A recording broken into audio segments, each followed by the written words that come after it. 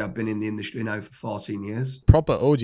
If you're a highly skilled SEO, you're always going to be able to make money anywhere in the world. People just don't know how to rank. How can someone say that something's high risk when for over a decade now, I've had assets earning me money on a month-by-month basis? The rank and read model is like 600 something sites that you do? Yeah, in total, there's 647 paying clients. There's over 500 different industries that we're in as well. What type of links, what velocity of links, how many articles and stuff are needed massively varies from one industry to the next. We don't really go down the model of doing the PBM route, but we mainly get them from you. Saket, how many people come to you or argue with you that links don't work, or, oh, I don't want to buy your links, they're a bit black hat and stuff like that? Well, that's fine, but you're not going to rank. You're not a white hat and I'm not a black hat. I'm a return on investment hat. I love that. Stop chasing traffic and try and start chasing ROI. So you'd say these are like the top ranking factors at the moment in SEO? Yeah. Probably the biggest industry that I think is going to get hit within SEO is...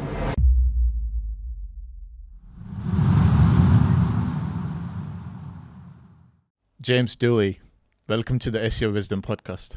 How are you? How you doing? Yeah, great. I love that cap you're wearing. Is it like the new branding, like 100 million SEO? It's...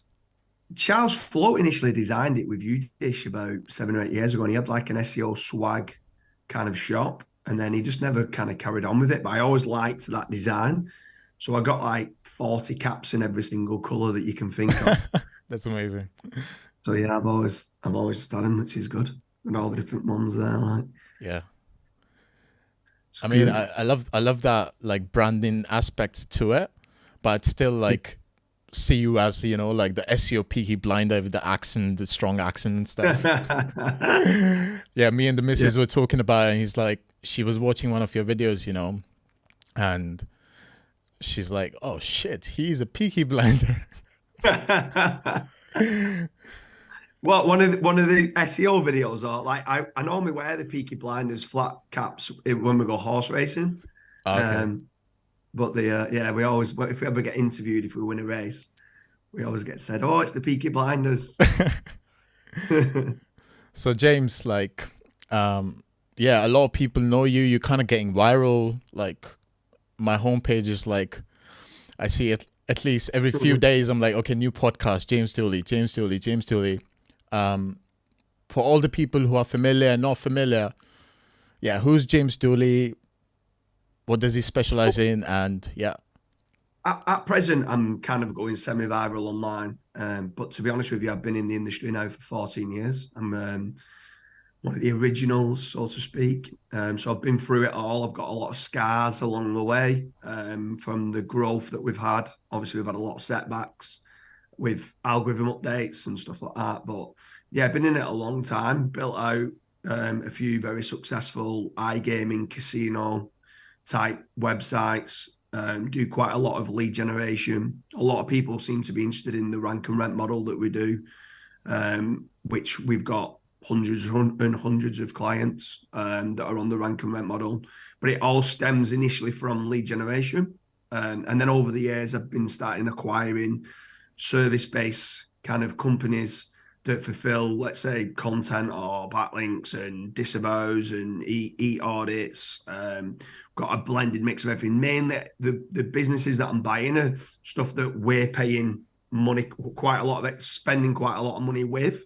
So I think naturally as part of the growth, if I can part own these companies, it makes sense for me to do it, because one, it's going to bring my overheads down, but two, I can check quality control and making certain that everything that we're doing on our own sites is being tested properly and we're getting the best bang for our buck. Sweet.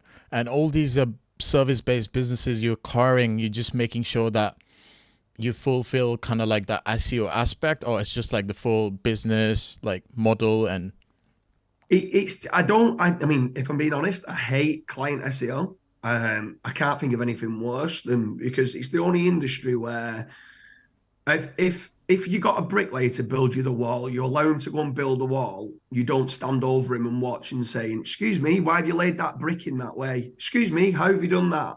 Where in SEO, they feel like they need to ask what you're doing, why you're doing it, and how you're doing it, and every step of the way. And it's more about you need a management system and nice glossy reports. And it's less about the results and more about proving what you've done. So for that reason, I try to stay away from SEO, client SEO, but we do offer like white label type services for SEO agencies. So it could just be producing surfer optimized content or market moves optimized content, or it could just be like guest posting and stuff like that. But it's like I said, it's mainly, it's probably a small percentage, maybe 1% of my asset value is service-based type stuff, but we've acquired them simply because we use those services as well for ourselves. We make the majority of our money on the casino affiliate and the lead generation rank and rent model. But so many people think I only do the rank and rent model, where everything starts out on the rank and rent model. It starts off with lead generation and then moves into the rank and rent model once we've worked with them for a few years. So, and it's just a part of lead generation, basically, for different industries and different niches. Awesome. And the rank and rent model is like 600 something sites that you do? Yeah, in total, there's 647 paying clients. There's over 1,000 different websites that we've built out.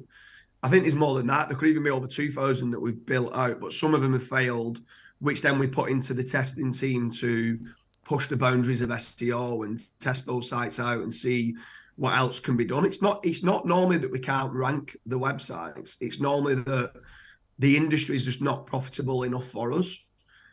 So we kind of move it to one side. We're spending more on content links and hosting than physically getting paid from the client. So the return on investment is not good enough. Where the 647 paying clients, they're niches and industries that we know do well. And I think I don't know how many there's over 500 different industries that we're in as well. And the crazy part with the testing team is that every single niche has got different nuances for how to rank, where people just think there's one algorithm. It's just the same. You build content, you build links, and it's done, which to a certain degree is partially true. But what type of links, what velocity of links, how many articles and stuff are needed massively varies from one industry to the next. So 647 sites out of 2,000 sites that you make, it's almost like a 35% success rate. That's right, yeah. But saying that, it's probably higher than that, because the ones that fail, we do test out on, or we still make some sort of money with like display ads. That's right. Paying clients from a rank and rent model. So we can still generate leads on a back end, and we can still make money via Mediavine or Ezoic or AdThrive and stuff like that. So they're not that they're lost and they're not doing anything. There could even be, some could be PBMs, some could be whatever you want to try and build them out as. We don't really go down the model of doing the PBM route, but we mainly get them from you. But we can make money else in other ways, where it could be tenancy, it could be display ads, it could be just lead generation. It's 647 that are paying on rank and rent model. Okay, I'll take the 35% back. It's probably higher. Yeah, so much SEO you talked, just us introducing this pod. And yeah, I just want to get into your story. What was the transition phase like 14 years ago? Proper OG. Like, I see a lot of like 14, 15 years old, like SEOs I was connected with, and I talked to them, some of them, and they don't do SEO anymore. And I think you kind of survived all the kind of algorithms, and you've seen basically everything. So yeah, tell us your story. Yeah, so 15 years ago, I'm in the industry of construction, doing a lot of project management, building anything from houses to like tennis courts and football pitches and playgrounds and stuff like that, mainly in schools, so like classrooms and stuff like that. And then we realized we needed more inquiries.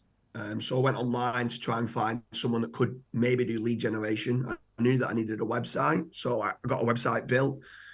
Didn't have a clue what SEO was. Didn't even understand that there's an algorithm behind Google. And I just never really thought about how Google chooses who ranks number one. And then when it opened that up and it was like, there's a whole formula and an algorithm behind it. Well, I kind of geek out on formulas and Google Sheets and trying to like find out the puzzle of what it is. And I think that's another reason why I'm still in the industry. There's a few people that have been in the industry for a while and they've either lost and failed and moved on and gone to something else, or some of them have been very successful and retired. But retirement's not for me. I love, still to this day, I still geek out, and I always call it being in the trenches with some of the team. When a massive algorithm update comes, I want to try and uncover and find what's happened and how can we recover if any of our sites have been hit. And I think a lot of these updates, the most recent one, the helpful content update, there's so many good, in my opinion, good quality sites that have been hit. And we've been hit on a few, but then we've had loads that have jumped up as well. So we've got both sides of it where we can track what is it that's going on. But back to your initial question is, yeah, we moved into it, realized that I needed more inbound inquiries. So from there, then I built out the website, started to understand a little bit of SEO. Back then, I'm sure you remember, you just literally keyword in your title tag and hit it with some links. Yeah. And you was ranking number one. So for many years, probably for 4 or 5 years, it was plain sailing. We was ranking number one and number two and number three for every single one of our keywords that we wanted to. Because also back then, this same website could rank for multiple keywords. It wasn't like one website, one page for one single keyword. So we dominated for many years. At that point, we'd made quite a bit of money and we started to reinvest it in building out a team. We're building out the right quality kind of processes and systems, which is very important. And I think the two biggest things that I did early on that now I kind of put a lot of my success down to is that we built an R&D testing team in-house that consistently breaks Google, pushes the boundaries, and checks to see what's working and what's not just listening to what others say, but physically testing the SERP. And then the next one is where you've got 2 full-time people that literally just do all the training and try and make the training more concise. So if we've got a 16-minute video of how to build citations, can that be 14 minutes? Can that 27 points checklist be 24 points? And that sounds daft. And when I tell some people that, there's like, you employ 2 full-time people to do that. I'm like, if I can shave 5 minutes off that video, and that's going to be watched by hundreds of members of staff, that's a lot of time saved. So our systems and processes are very, very slick and concise, but deliver kind of processes and like the output to a very high level. And at that point, then you can onboard staff that some staff are almost just data inputters, like certain virtual assistants that we have. They're just following a process. And if they wanted to leave, somebody else can come in and just follow that same process. And that's what allows you to grow at a rate of knots, where you can have a lot of staff following the right processes. And as long as you've got the systems and processes correct, you can rank for almost any term that you want. Yeah, I've been listening to all the words you've been sharing and stuff, like retirement's not for me, pushing the boundaries. I've been picking up on those, and I'm going to come to the wisdom James aspect of it like a bit later. But yeah, like I remember 2014, SEO was so easy in the UK, especially like it was like 3 PBN links to a plumbing London company, and it was like top 3.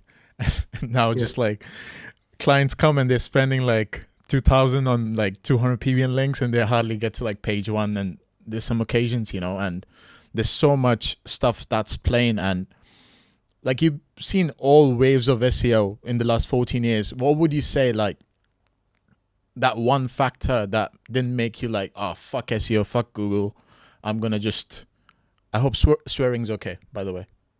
Yeah, it's Yeah, fine. yeah. Yeah. I'm just gonna transition into a different industry. Like, what kept you going?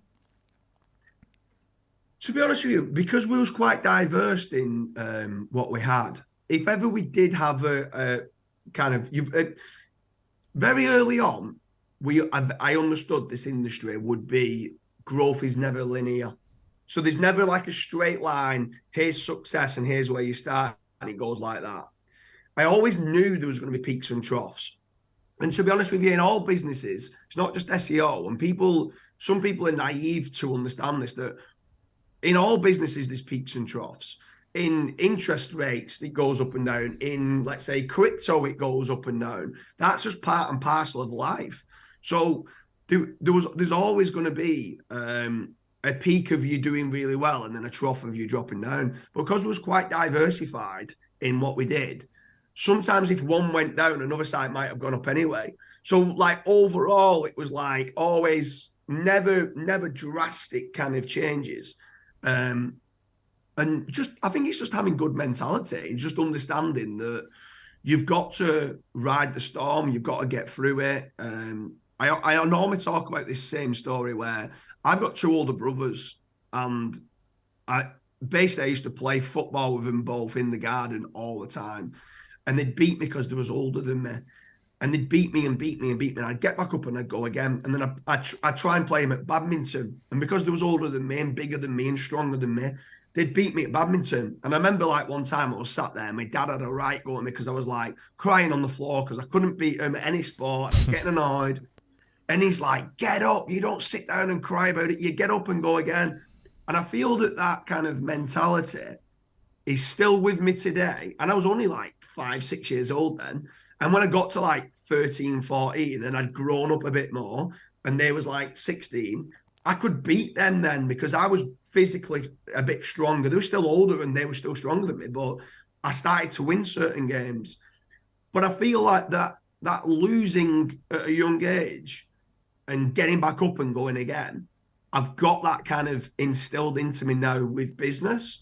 So if something goes wrong, that's fine. You learn from it and you go again, and you pick things up along the way. And that bounce back ability of not letting it get to you if something does happen. It's just, you've got to remember, right? If a site goes down, well, what's happened? Somebody else's site has gone up. So for me, I kind of now embrace it to go, well, what they've done better than what we've done. And then you've got to reverse engineer what's happened and then just implement it. And it might take 6 months to recover, and that's fine. And that's what it is from how Google's playing field is at the moment. But you just got to keep trying to go and understand what works in today's algorithms. So I think back then I feel like I've got instilled into me to never give up and just keep going, keep riding the storm. And at some point you'll get to where you want to be, but it'll be like this. So I mean, it's funny you mentioned badminton. I used to play badminton professionally. Oh, really? Yeah. So I was like 11 or 12 years old, and there was a district competition in my local city. And I went for the quarterfinals, and I thought I was going to make it to the final. You know, I had some expectation. Yeah. And I lost by like 2 points or something. And I come back home, and all my family and relatives, they're like, so did you make it to the semifinals? And I was like, not really. And then something clicked in me, and it was like, there's too much competition. These Indian sports, like districts to national, and if I have to climb that ladder, it'll require a lot of hard work and dedication. And am I willing or dedicated enough to go for this ladder, or just quit it now and do something, you know, with my laptop? And that's how I got into SEO and websites and stuff. And right, okay. Yeah, and for me, like, it's a different story because it's for me, my dad was like, yeah, son, do whatever you want. You know, if you want to quit and pursue something else, go for it. And that made me instilled in me, like, okay, being a good quitter is also kind of very nice. And I think you can apply in SEO as well. Like, some business partnerships don't work out in some sites and some joint ventures, and you need to know, like, where you stand. And like one of the quotes he said, like, don't compare like sheep to a shepherd or something, and fish to a bird or something. And what are your thoughts on like just giving up and not giving up, or just going for it when to make that? You've got to pick and choose your battles. So I kind of normally revert it back to having a game of poker, and you've got to know when to hold and know when to fold. And it's very, very important to know that.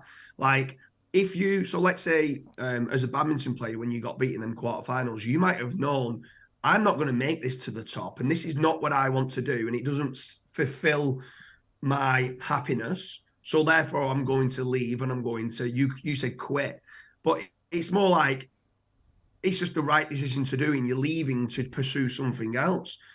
Yes, business partners at times, some things don't work. Yes, there's certain kind of niches that you might enter might not work. Yes, there's certain kind of careers that you might start to take. I mean, how many people from being 10, 12, 14 years old say they're going to be a pilot, they're going to be a doctor, they're going to be a nurse, whatever they're going to be, and they don't end up being. So many people don't end up becoming what they think they're going to be, but it's just about pursuing your own happiness. And if your own happiness means to leave something behind, or leave, in your instance, badminton, yes, absolutely, that's absolutely fine as well. It's not like when my dad brought me up, it wouldn't be like, you have to do this. Like, if I didn't win at football, I'd move to badminton. If I didn't win at that, I'd move to whatever else we could play, tennis or table tennis or whatever it was. So in a way, deep down, in a little bit of a way, I was kind of, not want to say quitting, but I'm trying to find an edge somewhere. And then when you find something that you're happy with or you're good at that point, you double down. Awesome. I'm going to be honest with you. There are times when I introduce myself to people and they're like, what do you do, mate? And most of the times I'm like, I do nothing, I'm semi-retired, whatever, because I feel like there's a importance in just being low-key sometimes. And there are times when I'm like, I just own a digital real estate. And I think I took it from you when we met in Dubai. And can you explain the concept of digital real estate and how it ties into SEO? Yeah, so I always got brought up, and I don't know how others did, but I always got brought up that you work hard, you save up enough money, and then you buy a house. If you're lucky enough, you might be able to buy a second house or a third house and rent it out. And obviously that's building up your real estate portfolio. But the truth of the matter is, every time I looked at the numbers for real estate, you was only making around 6 or 7%, maybe 8% yield. So that's 8% per year on the money that you'd put in.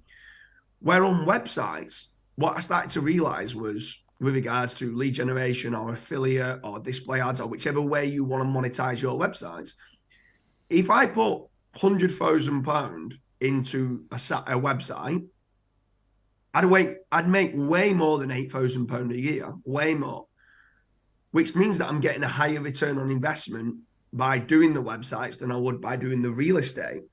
So what we started to do is majority of the time nowadays, we probably make about 100% yield in year one. Maybe not in year one, but within 18 months, we would have got our money back. But then after that, we're making 100% per year in ROI. So if we spent 100,000, we'll probably make £100,000 a year. If we've only spent £20,000 on a website, we might make £2,000 a month, which is £24,000 a year.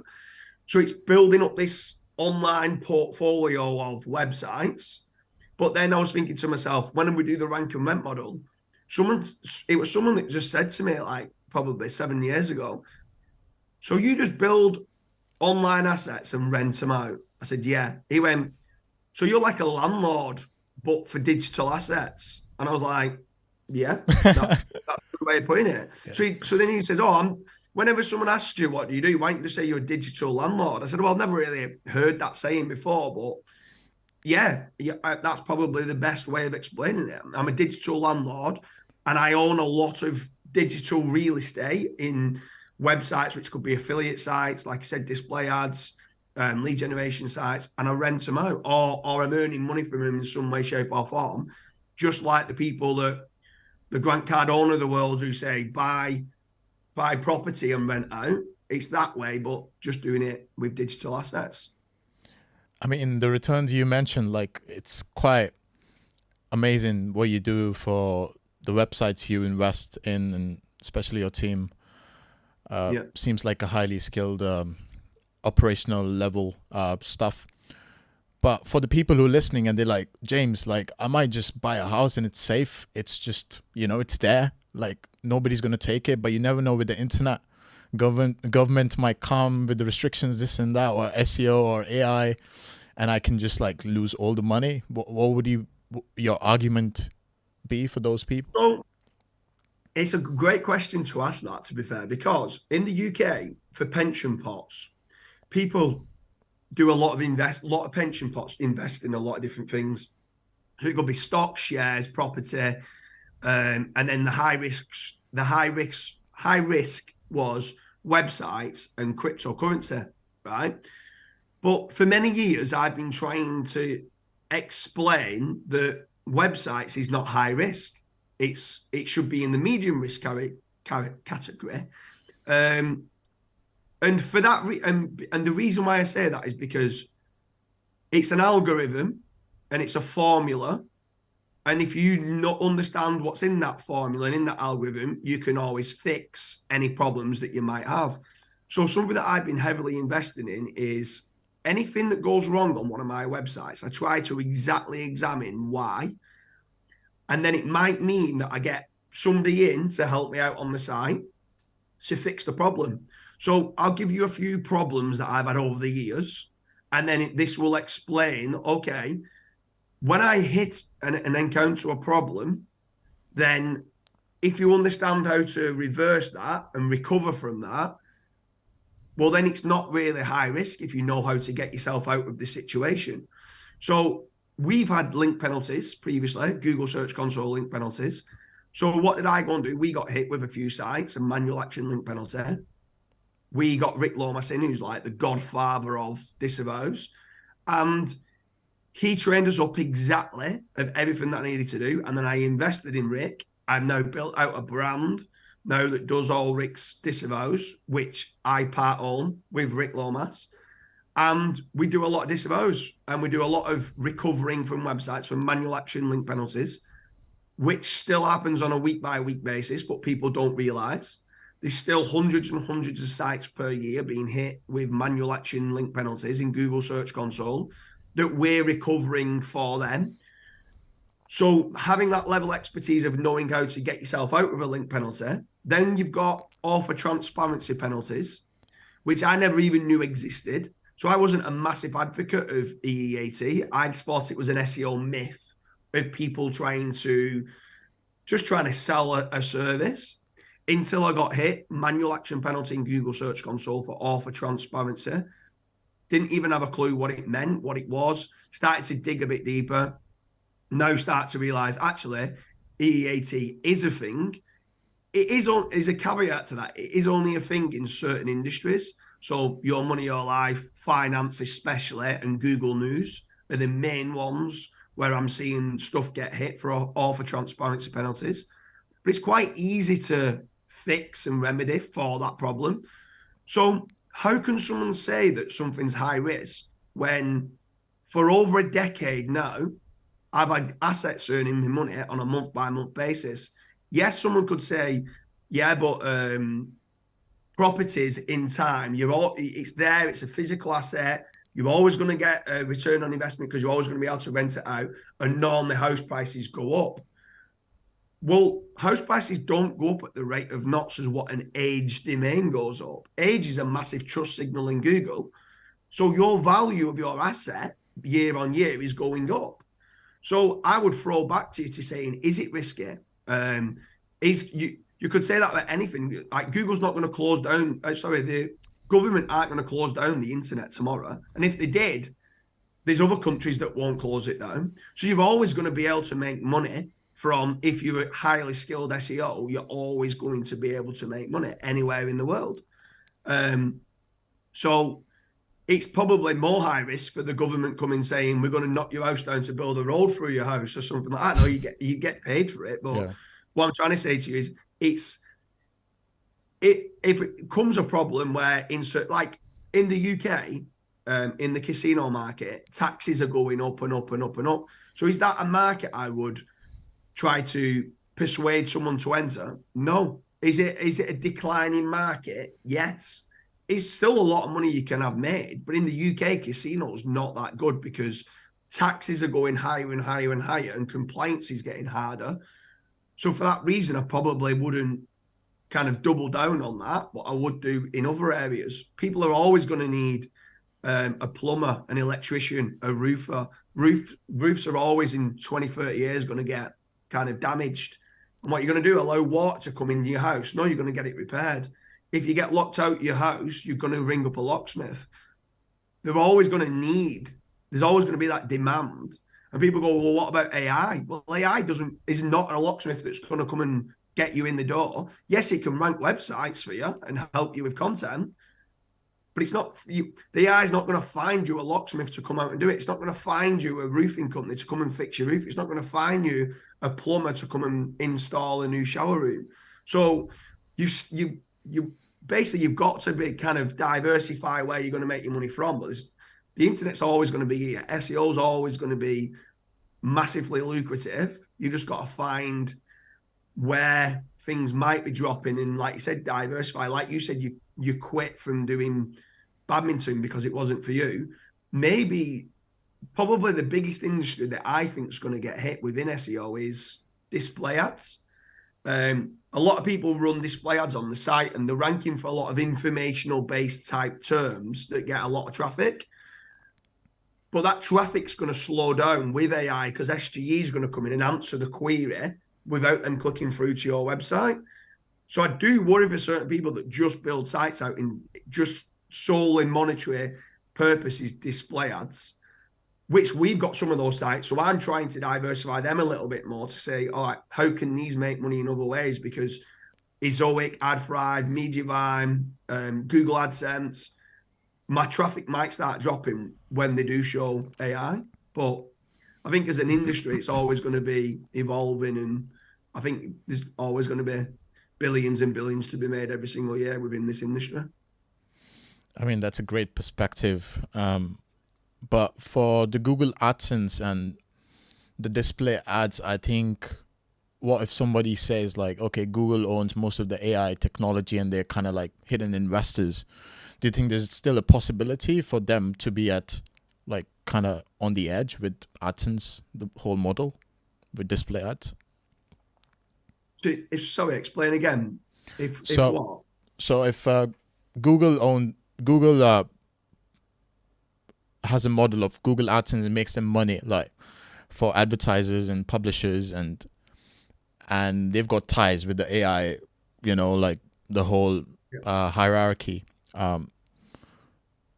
Why would you say like the display ads would be kind of like the pinnacle on the boat where it could be leveraged over other contextual ads, you know, like in affiliate sites and stuff? Because someone would say like, okay, Google AdSense, like Google's already like on the top of the hierarchy. Why would they just like not let display ads flourish with time? I think they'll make more money off PPC than display ads. If you think about this idea, and I'm not sat in Google headquarters, but if I was sat in Google headquarters with some of the most intelligent people in the world, they make a little bit of money per impression on Google AdSense, right? They make a lot per click on pay-per-click. So if they could, when someone does a search, give them the answer as quickly as possible if it's a top of the funnel type term. So if it's like how to remove red wine out of carpet, right? But no one's bidding on that term for pay-per-click, right? If they could answer that, but then quickly show them with SGE 5 other questions that you might have. And one of them other questions is like, check out the best carpet cleaners. And then there's loads of affiliates that are bidding on that, or find a specialist carpet cleaning company. And when they clicked onto that, again, loads of people are wanting to bid on that. You're getting them from a top of the funnel search term very quickly more to a bottom of the funnel where people are willing to pay per click. So what Google are doing, which I think is very clever with SGE, and people are being annoyed with the whole scenario of SGE, I feel they're getting the user journey from the top of the funnel to the bottom of the funnel, and they make more money at the bottom of the funnel because a lot more people are willing to pay for the PPC, and a lot of people don't pay for PPC at the top of the funnel, if that makes sense. Okay, makes sense. Yeah. Coming to the rank and rent rise and fall, like in 2020, 2021, like it was all hyped, and you know, people like rank and rent and this and that. And I saw a lot of those players kind of like failing over time. What do you think, like, those SEOs couldn't have that factor or that thing that didn't make them like succeed as much as you, like in rank and rent model? So there's two words in there, the rank and the rent. Yeah, the renting's really, really easy if you can rank. 99.9% of the industry in the SEO industry can't rank. They all talk a good game, but they can't rank.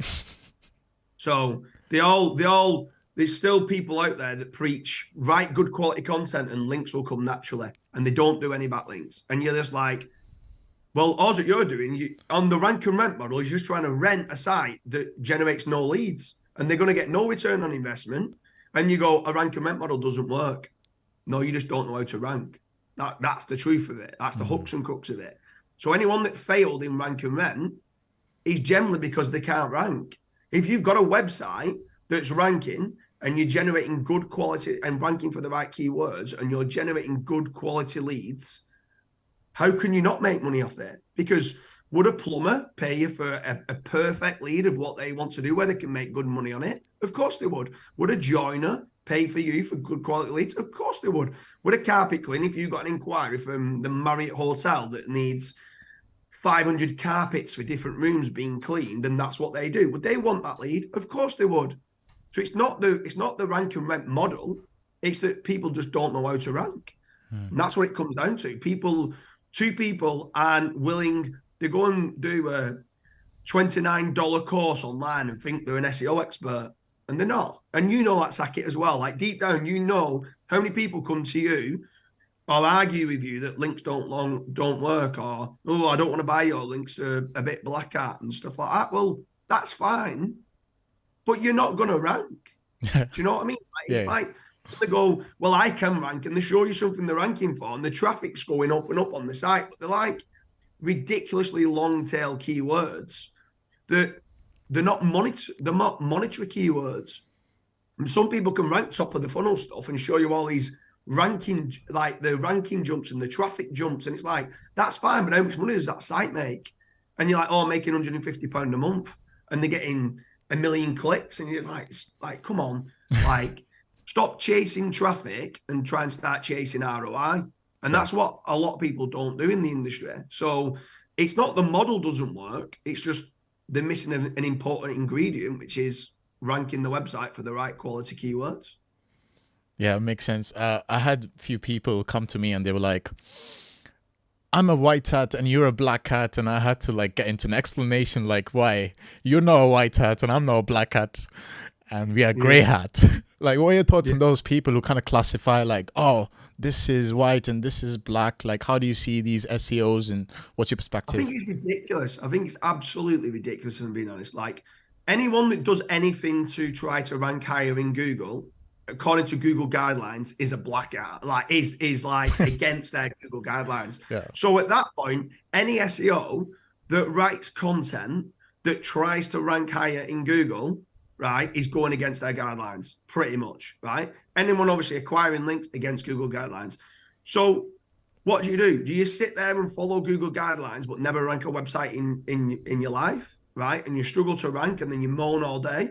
Or do you make a living, put money on the table that feeds your kids, feeds your wife, feeds your family, has good experiences, and you can go traveling and do nice things? You tell me what you're trying to do. Sit there going, I'm following Google guidelines and not making any money. or you don't follow Google guidelines and you make a load of money and you have a happy life, happy wife, happy kids, happy experiences, well, you choose whatever hat you want if you want to call it a hat. It's just what SEOs have kind of determined. Oh, you're a black hat, you're white hat, and then some people in between go, oh, I'm a bit of a grey hat. Like, I'm a return on investment hat. That's, if you want to call a hat, that's what I put money in and I want money out, and that's what hat I wear. I love that. Maybe in the next cap, in the next podcast, we're gonna get the ROI cap.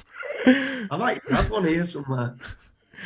So whether you're black hat or white hat, like, it's just like, I don't like people kind of branding themselves and being part of a cult that all wear the white hat. Do you think it's because like we're conditioned as human beings to just conform and just obey, and that kind of comes from the, you know, white collar jobs people? They're like, fuck, I don't want a boss, and they come into SEO and they're like, I'm gonna make my own living, but I still need to conform, you know, like that subconscious belief. Do you think that factor's playing? What's playing with this white hat, you know?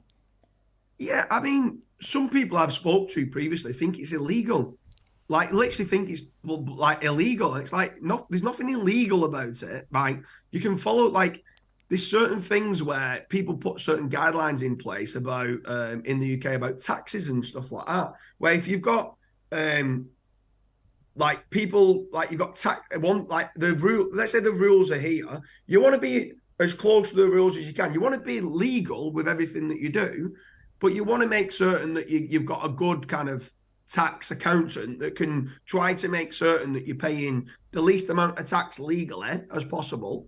But like, you've got to, it's a difficult one. You've got to follow you've got to follow guidelines legally, but then this is just guidelines for them to say, we don't think you should be buying links and stuff like that. Now, don't get me wrong. We do a hell of a lot of writing great quality content. We do a lot of data studies. We do a lot of surveys. We naturally try to get links to those pages. We do a lot of infographics. We create a lot of unique videos. We are trying to get natural backlinks. And to be fair, in the last 18 months, a lot more people are willing to link out because they see it as being, it's good for their site and citing the source and all the rest of it.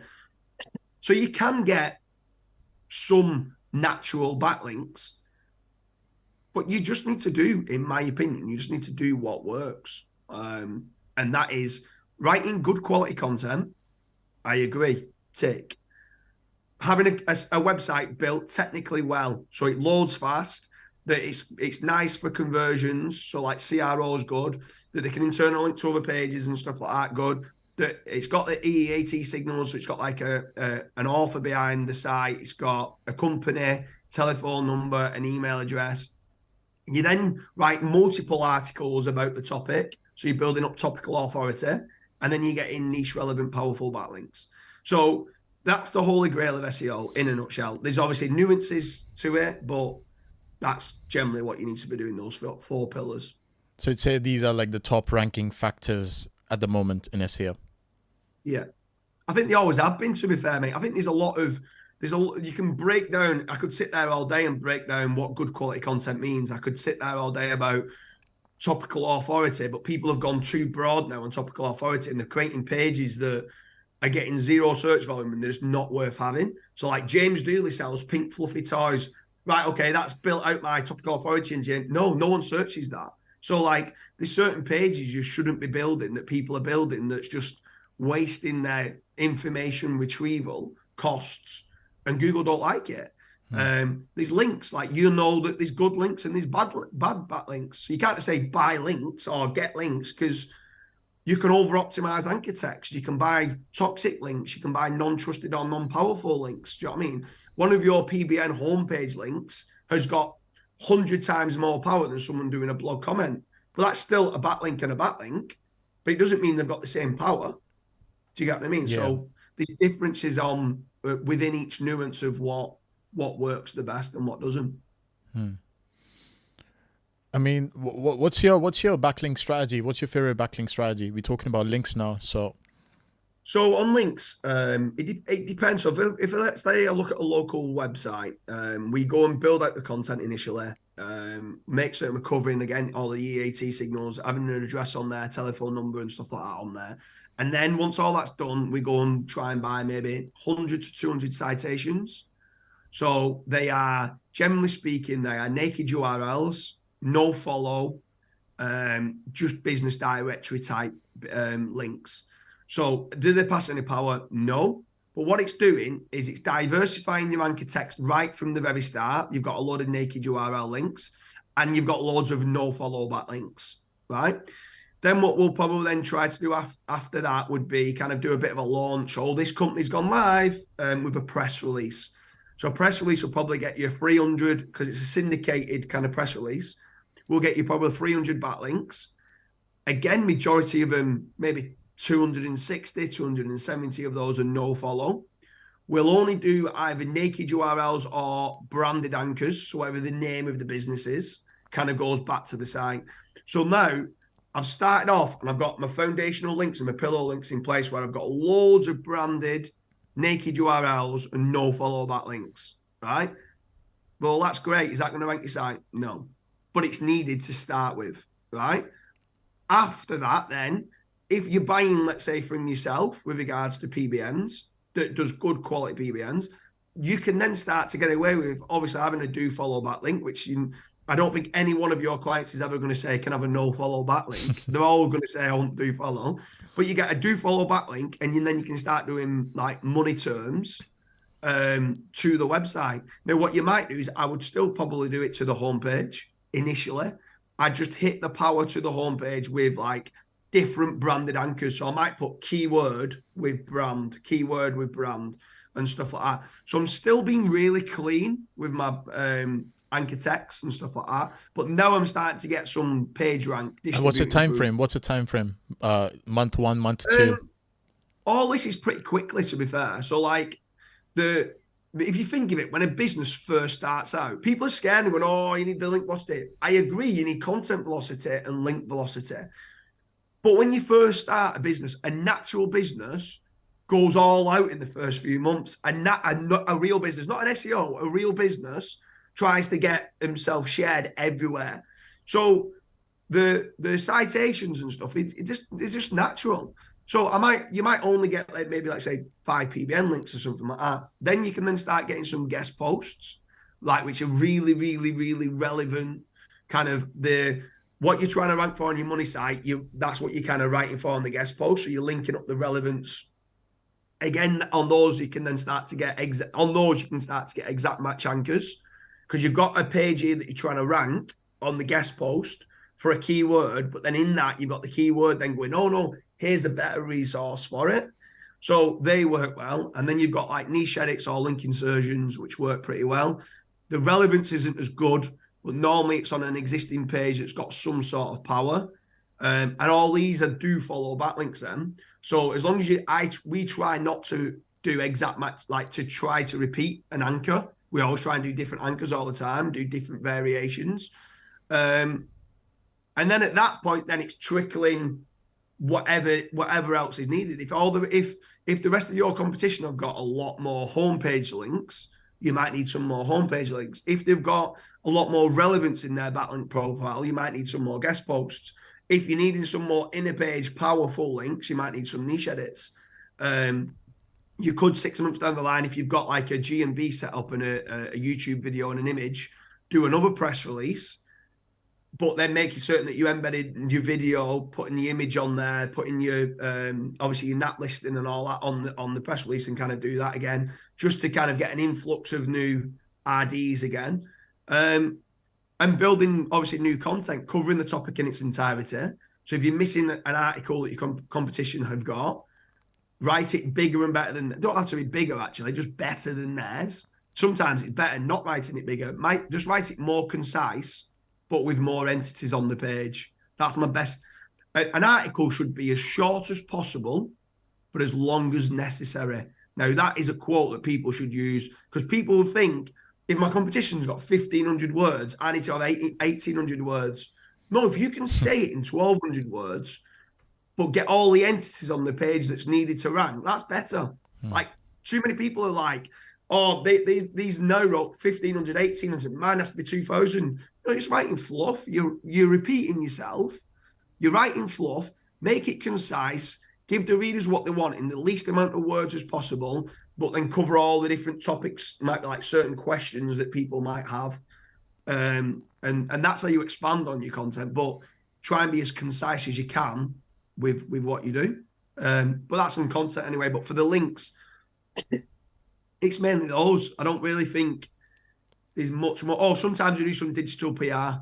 But I mean, they are a nightmare, digital PR companies. Like, you can spend £10,000 on a digital PR campaign and you go back to them 2 months later and say, right, okay, what backlinks have you got? And you're going, yeah, I've got you one and it's a no follow. Or I've got you one and it's an unlinked mention.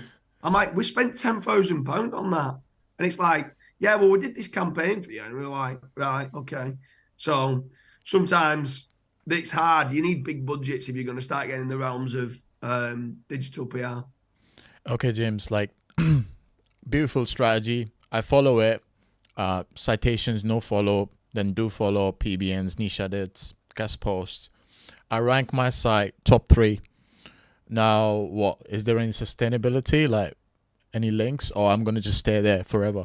If somebody's wondering. No, so obviously I'm not happy being top 3. I want to be number 1. Yeah.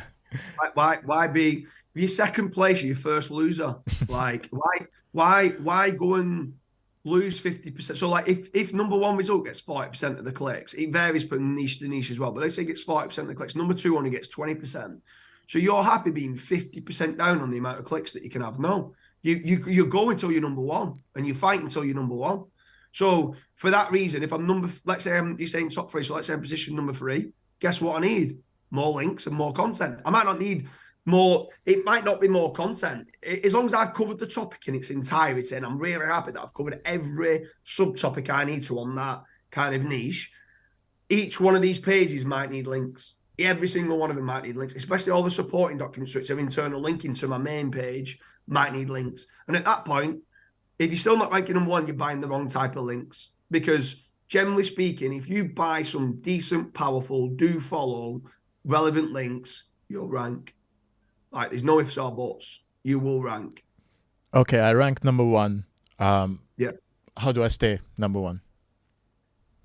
Exactly the same way. So you're building content velocity and link velocity. You might need way less. Like I know some people stop when they're at number 1, and I don't think you should stop. You can slow down how much link velocity. So if I'm ranking number 3, I might do 1 new article a week. So that's 4 a month, and 1 new backlink. Every article that I do a backlink with it. So my article velocity and my content, my link velocity is both going up. If I'm number 1, I might only do 1 a fortnight or even 1 a month, because I might not have that many new topics to talk about. So if I come across a new product or a new service, I'll write about it, I'll do a backlink. I'll write about it, do a backlink. If I start dropping down, I'm like, whoa, my competition are overtaking me, then I'll start stepping it back up. And it's generally to do with more content velocity and link velocity. And do you have any percentages for this link velocity to stick to number 1? Like, in your... Do you have any what, sorry? Any, like, okay, 20% link velocity or 20% less links? Like, do you have that formula with you? Like, it completely varies from niche to niche, because majority of the time, once I've got to number 1 in some of these, especially in local industries, right, you're going to remain number 1 even if I don't do any new articles or any new backlinks, because your number 2 and number 3 result aren't doing much in SEO anyway. They're not doing that much. So you're probably going to stay there without doing anything. But if you're in casino and you're ranking number 1 for best casino sites, if that one who's ranking number 1 at the moment drops to number 2, guess what they're going to start doing more of? Content and links. So guess what you need to do to maintain that position? Content and links. Yeah. And then in those industries, it is literally a fight every single week against other good SEOs. But in those industries, you can be making £100,000 on 1 page a month. So if someone turns around to me and says, I can maintain number 1 rankings and it's going to cost you 10 grand a month, well, you tell me how many articles you can have written and how many links you can have written for £10,000 a month. You can get a lot done. So you've got the budget to be able to spend on the, let's say, the casino market terms. In local, you might not even need to do any. You might need to do 1 every 6 months and it might be fine. And if you start to drop, you can do a bit more. But like I said, casino, you might still need to be doing 10 a week, So 10 articles a you're week. always kind of competing in SEO. Always, yeah. You've got to, there's no point in doing what you, because if I'm ranking for a local plumbing website, I'm ranking #1, and I follow the same strategy that as my casino, I'm doing 10 new articles a week and 10 new backlinks a week. To be fair, mate, it's probably 10 new articles a day and 10 new backlinks a day in the casino market. If I go and do that in the local plumber's website, what's the point? I'm already #1 for my term. Yeah. I can't get higher than Google search. Do you know what I mean? Like, I'm already the #1 result. Like, you've just got, again, it comes back down to return on investment. If I go and buy 10 new articles and 10 new backlinks, what extra am I going to get? Nothing. Well, what's the point in doing it? Like, you've just got to try to do just about enough to maintain to be #1. And if someone does overtake you, then obviously start stepping it back up. But casino's a much, much different beast to local SEO. For sure. I think casino, cannabis niche, payday loans, like, yeah, these are the hardest. Yeah. Yeah, one of my clients just came in for CBD oil for top 100 just a few days ago. So right, I was like, yeah. So I'm gonna do something with it. But yeah, coming back to Google updates. Yeah. So how do you handle Google updates? Because there's a lot of times when a client comes to me and he's like, Google update, and my site's on page 8. It was on page 1, and it's because of your links. And I'm like, bro, just wait for 3 days, and 4th day the ranking comes back. Like, how do you kind of define, like, oh, it's a Google dance, oh, this is a ranking drop, and this is where I need to take necessary steps? How do you kind of navigate? You've got to do a lot of networking in the industry, because every update could be different. So, like, the most recent update, start of September, that was all to do with, and all my tests say everything on that was to do with the content. Obviously, it was called the helpful content update. But sometimes what they normally do is they'll roll out 2 or 3 changes. They'll dial up 2 or 3 different things at the same time. But on this, all of my data is showing that it's content related, all of it, which is very unusual because, like I said, normally they'll say it's link based, but they'll change something on content as well, or they say it's content based and there'll be some dial changed on. They might have more emphasis on relevance of links or more emphasis of power of links. But on this one, it's mainly come down to the quality of the content. How many pages do you have that aren't ranking in Google? So how much are you wasting of their crawl, when they're coming to like crawl, index and score your site? How many pages do you have that are crap? And if you've got lots of pages that are crap, Google's going to put you a site-wide penalty. Even though you might have 2 or 3 really good pages, you've got 200 pages over here that aren't good. And we've got to crawl all these pages all the time. I'm not going to return to your website very much until you sort this out, because you're wasting our crawl budget. So content pruning has become massive. So many sites, there's thousands of sites been hit from like 1 million clicks a month down to like 30, 40,000 clicks a month. They've lost literally some of them lost like 90% of the traffic. And that was content based. But then obviously there is, at certain times of the year, these link-based spam updates, which could be to do with them trying to combat PBNs. It could be them trying to combat link farms. So like, there's so many guest post sites out there at present. What are PBNs? It's unbelievable. And the part of bad link neighborhoods where Google is seeing that people are they're linking to casino, CBD, they're linking to all these different places. There is a toxicity threshold of what each site has. One thing that I never used to believe in, again, was disavows.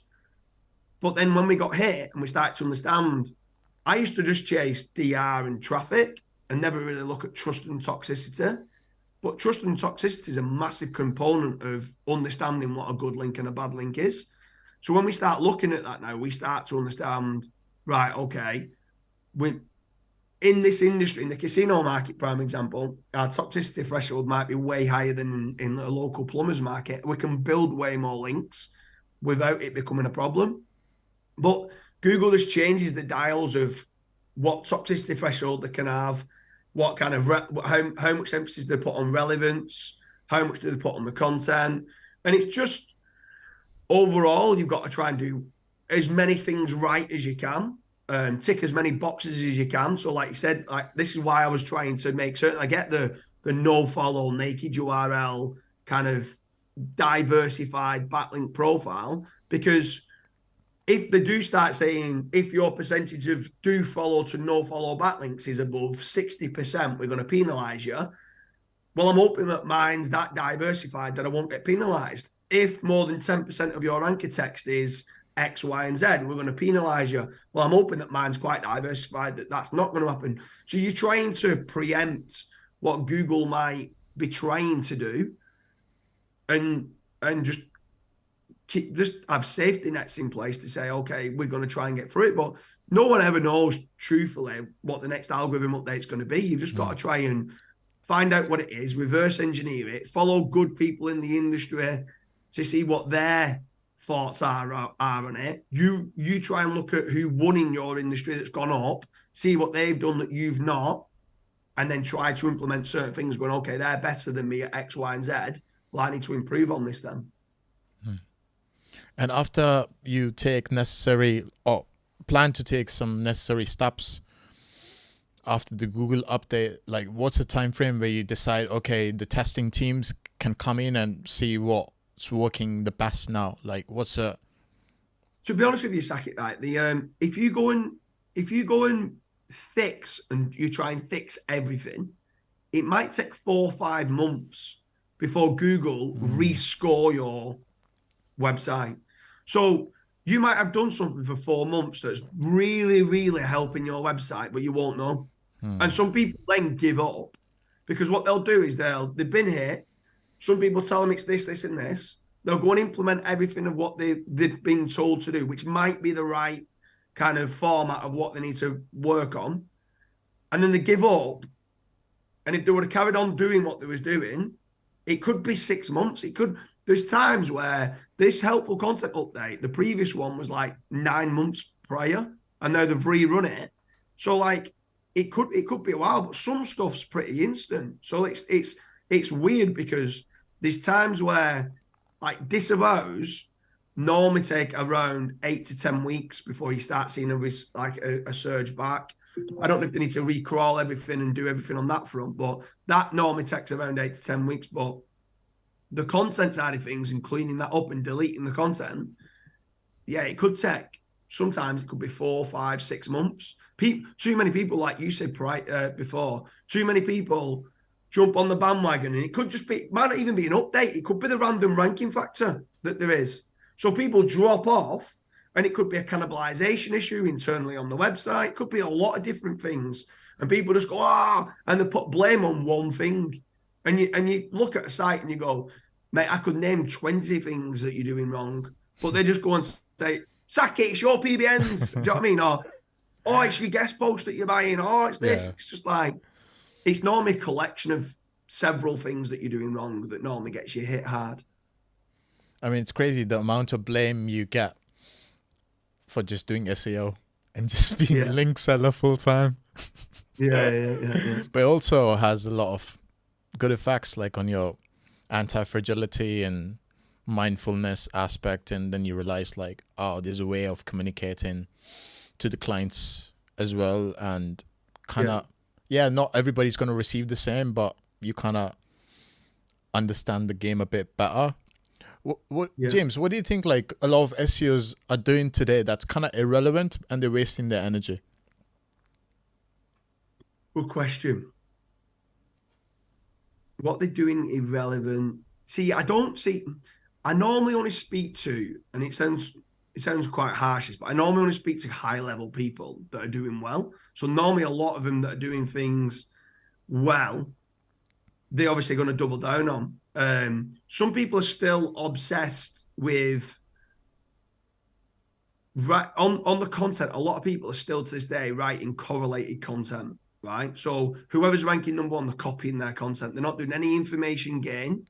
They're not bringing anything new to the table that Google now knows. Oh, bloody hell, this site's good. It's just copying it. Now, if you think about that mindset and mentality, if you just did correlated content, Google's got a massive problem, because if the number one result, if I went and clicked on number one result and I wasn't happy, and I press back and I go back to Google and I click on the number two result, and the number two result's correlated to the number one result, which means that it's copied that kind of content. Well, I wasn't happy with the number one result, so I'm now not going to be happy with the number two result, or the number three result, or the number four result, or the number five result. So Google now have started to combat, and they have been doing for a while, people that just do correlated content.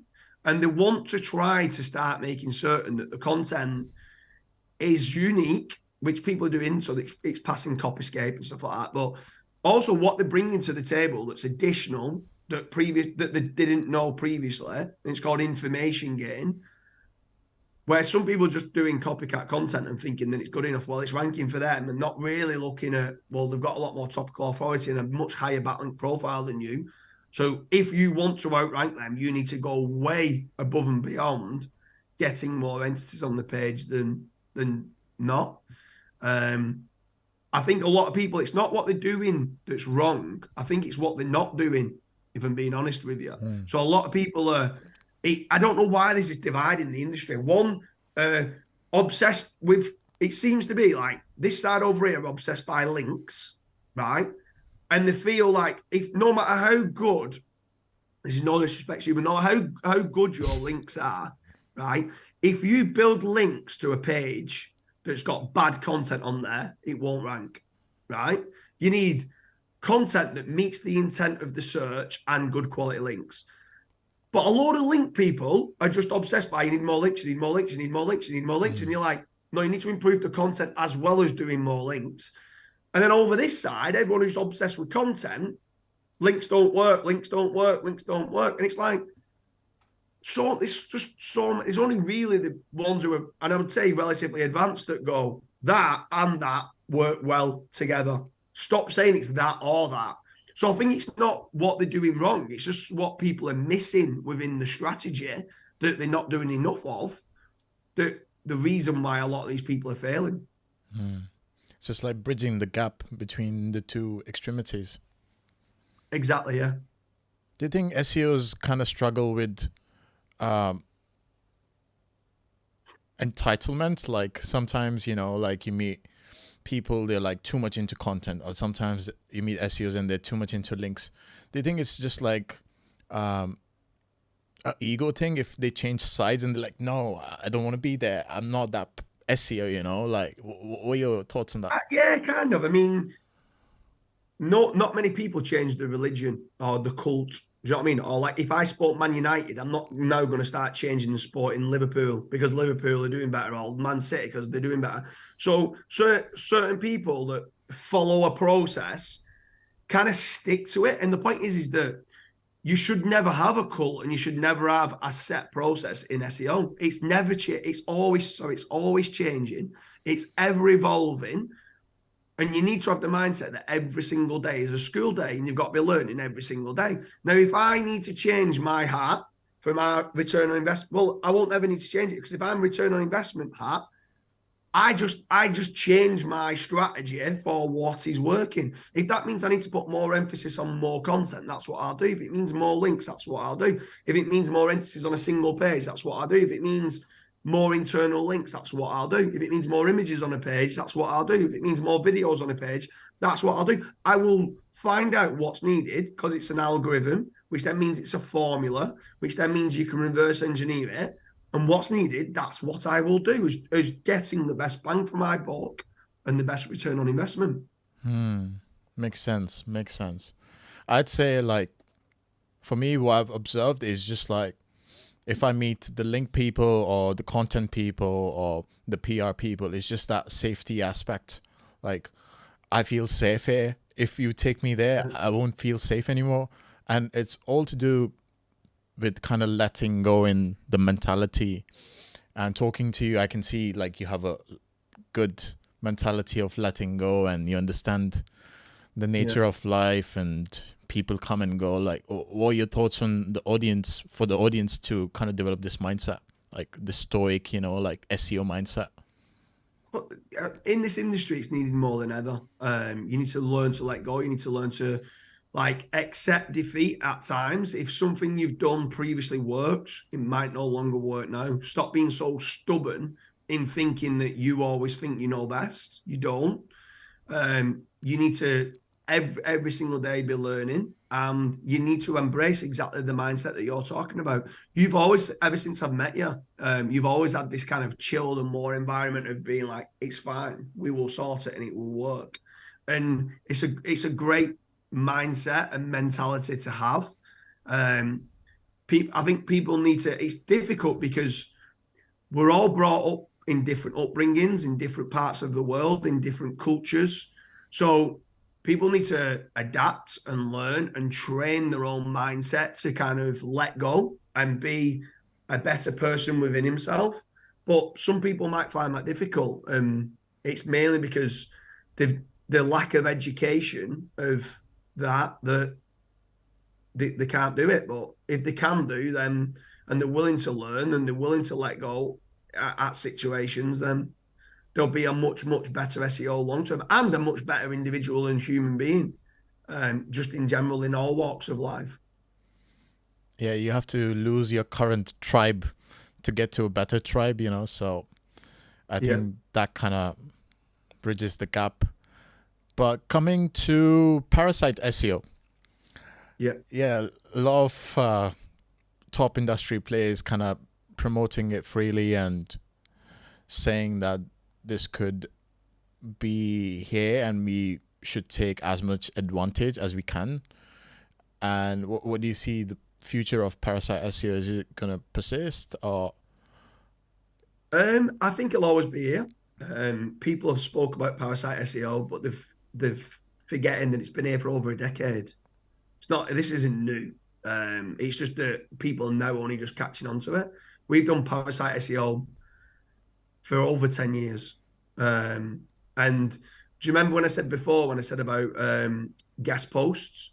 And if you're buying a guest post, you're trying to get it to rank for a keyword, for the keyword that your money site wants to rank for. In an ideal situation where we're at, is that we always try to make certain that obviously we're ranking number one for the keyword we want to rank for, but then number two is our guest post, which is classed as being parasite SEO. That guest post is getting traffic and clicks through to your website. Now, people have started to leverage it also for direct links out to, like, say, affiliate clicks and stuff like that, which we've done as well in the iGaming industry. So in the casino industry, if not that DR means everything, but if my DR is only 55 and I can get a placement on Outlook India, right, or another site which might be a DR 90 site, and I could write a good quality article on that site that is good enough to rank, try to get one or two internal links if the editors allow you to get one or two internal links through to that page, then send. So a lot of people getting it wrong where they just think they can write an article on a site and that's it, good enough. It's not, right? Once you've done that, if you can try to get two internal links, if you can, happy days. If you can get more, even better. If you can't get any, but even if you can get a couple, hit a few of your PBNs through to that URL and then hit a Signal Boy. So signalboy.com do like an engagement blast. So what it does is they go and share that URL on something like 300, Reddit, Quora, Facebook, Twitter, basically on social media. And they normally ask the community a question like, can you just check this is working? Well, what it's doing is it's not just the social signals, it's getting people clicking onto the link, going through to Outlook India's page, scrolling down and checking a link works, right? And then from there, that engagement, Google seeing that engagement through to that URL and the behavioral signals through to that URL, alongside some tier 2 backlinks being done, and then they jump up the page. So it's not just the DR of the site, it's the engagement signals and the tier 2 backlinks and good quality content, which is getting that to rank. And is that going to go? I don't think it is. And the reason being is because Google's always going to use engagement signals and behavioral signals. Google's always going to use PageRank within its algorithm. Google's always going to score the content, and it's already on a really, really high DR site. What might change is what parasite websites to use. So if Outlook India keeps being spammed and spammed and spammed all the time, at some point, Google might penalize Outlook India. But guess what's going to happen? Another site's going to come along that you can do it on. So it's always going to be here. Is it a long-term strategy? No, because their site might get deleted, or even worse, what the difficult part is within parasite SEO is there's times where you could rank that article and the editor might get paid money to change the affiliate links to one of your competitors' affiliate links. You don't own the article. Yeah. Like, it's on Outlook India's site. So you're renting that page out pretty much, and you don't own the property.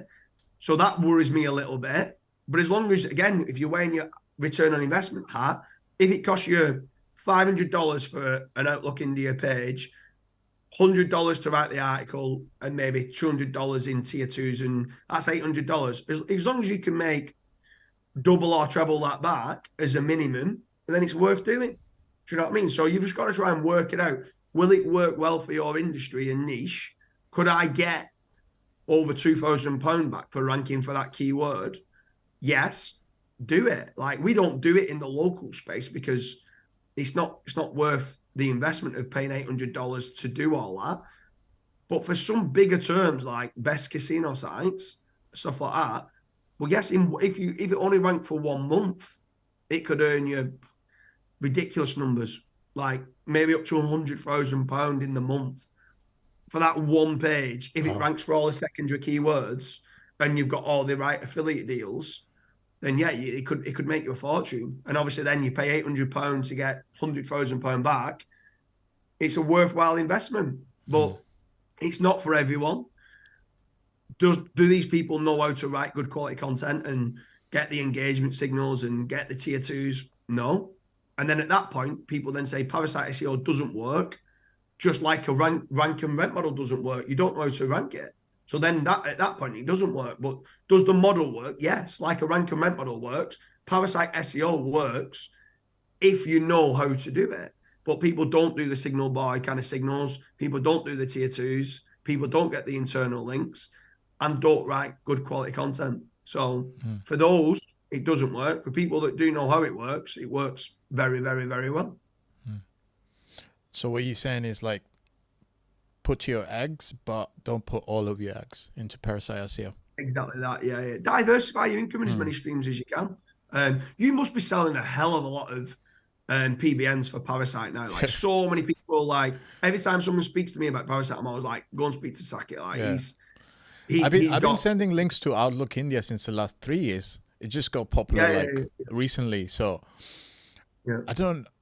there was this big player in the industry, and I think he mentioned you, like, you know, all the top boys. So so he was saying he was just pumping this Outlook India in times of Israel and stuff like that, like 2 years ago. And I was like, what the fuck's that?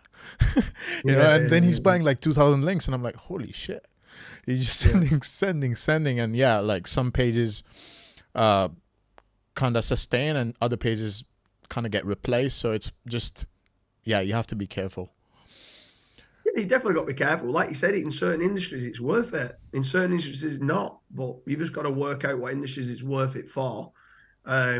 Like if you're doing health supplements of stuff like that, it's worth it. And if you can rank for it, it's worth it. Do you know what I mean? If you can do some crypto stuff, it's worth it. If you're doing certain finance, like mortgage brokers and stuff like that, and the interest rates have just changed and there's a big spark in traffic, it's worth it. Do you know what I mean? Like, you've got to choose your battles of whether it's worth it or not. Like if boxing, so if Usyk and Tyson Fury fight on the 23rd of December, if you can rank for boxing free bets or best boxing odds or something like that 2 days before that fight, that there's going to be a massive surge in traffic around that time for that big fight. Or if UFC's on this weekend and you could rank for whoever's fighting, there's going to be a big surge of traffic for that term that weekend. So for that reason, sometimes parasite SEO is better than doing it on your own site, because you only need it to rank for 48 hours for that event, hit loads of traffic, hit loads of engagement from Signal Boy, hit loads of tier 2s, rank it for 48 hours, make you £100,000, done, move on to the next event. And that's what some people are doing. But that's where some of these are coming to you for. I've referred so many people over your way for like tier 2s and stuff like that, for sure. Coming to the next topic I wanted to cover, and it's to do with the GVC, like joint venture partnerships. Like, so I realized, like, if I kind of not ask money for the links and I kind of ask equity, I might get a bigger return if they sell out, you know, profits, shares. Yeah. What are your current joint venture partnerships and how they come into your table for you? And what's your advice for the people who are approaching it, like for link sellers or agency owners and stuff? I'd be careful as a link seller to enter a lot of partnerships, because what a lot of people do, you get so many people that come to you saying, I've got this amazing idea. If you can provide me with all the links, I'll give you 50% of the commissions. But then I've heard so many people not get the 50% of the commissions. I'll get paid a little bit and go, well, I paid you for that if it worked. And if it didn't work, you don't get paid. You're getting 50% of nothing, right? Where if it did work, they kind of feel like they should only pay you for the links. So you're in a no-lose situation, like you're in a lose-lose situation where you may as well just sell the links, if you get what I mean. Unless you really know the person and you've known them for a number of years, I wouldn't enter partnerships like that. So many partnerships go sour and go wrong. Even when you know the people and your class as being good friends with them, partnerships can go wrong. So if you don't know them, they're pretty much going to go wrong, right? Unless they're a genuinely nice person, partnerships are pretty much going to go wrong.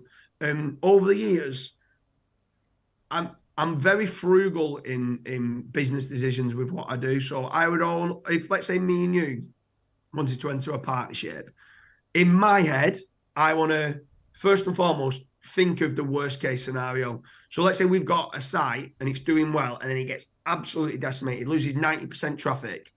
How are you as an individual going to be in that situation? Are you going to be calm, chilled? Don't worry, James, we're going to find this problem, we're going to sort it out. Or are you going to be all over the place? Oh, I can't believe it. And annoying me in a situation where I'm feeling upset and down and in the dumps that we've just lost 90%. But my business partner, I'm almost needing to consult him in being like, I don't need you being a pain as well as us losing 90% of the traffic. Are these going to be like, let's roll up our sleeves and work together and we'll sort it? So sometimes it's about the person in general. Can I work with him when things are going to go wrong? Because they might go wrong. That's one bit I always look at. And two, I know in my partnerships, I'm always going to deliver more because I've got a big team behind me than what my business partner is, right? I know I'm going to do more than what they are because I'm built that way as well to make certain I try and do more. So in my head, I want my business partner, when I'm looking at my business partner, I expect them, and this is you've got to think about this kind of saying, I expect them, if we're a 50-50 partnership, that for them to be doing 60% of the work, right? So if they've got the mindset that they're going to do 60% of the work, and I know that I'm going to do more than them, all what's going to happen is they're going to do 60%. I start doing more. They start going, oh shit, I need to do more because they're doing more. And what it does is it elevates each other to be like, wow, this is good. Well, a lot of 50-50 partnerships, what starts to happen is it kind of goes down because people go, well, he's not putting the time in, so why should I put the time in? And that's where a lot of partnerships go wrong. Where if I've got a partner, I want them to be thinking in their head, yeah, I'm doing a bit more, but then next one I come along and do way more. He's going, oh God, I meant to do 60%, and he's just done more than me. So we like I said, we're both climbing the ladder together. We're both elevating each other. It's a positive situation. Even when something goes wrong, I don't want problems. I want solutions. right? So in that scenario, a lot of my JVs comes down to who I'm doing it with. Have they got the right mindset? Because generally speaking, in this industry, long term we'll have a successful relationship. Long term, because we're good at what we do. But will I enjoy it with them?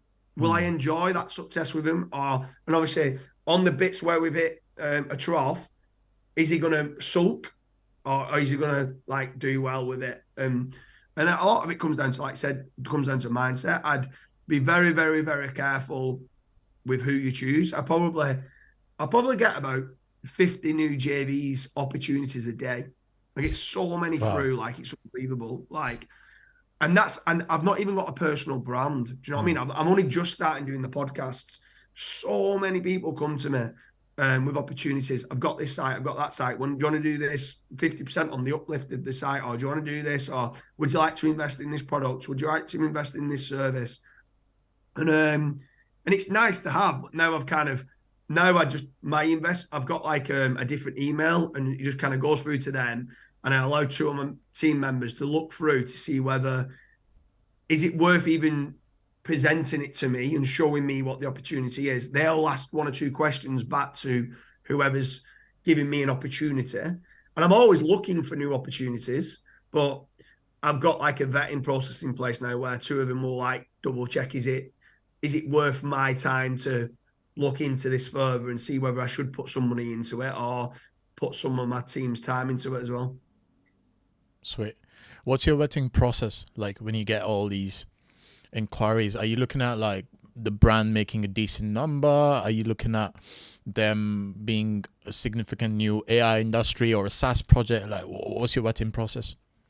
That's a great question, because it does vary for every single kind of opportunity. So I kind of look to say, have I got a gap in what we do at present? Would it improve all of our own products and services of what we do anyway? So if someone just comes along to me saying, I've got a guest posting site, I sell guest posts. I've already got 1 or 2 agencies that sell guest posts, so I don't need another.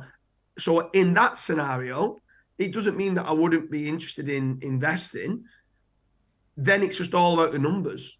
I don't need it, but then it's all about the numbers. So is the numbers, am I going to get it at like 18 months to 2 years kind of multiple? And if I do, well, that's a great investment.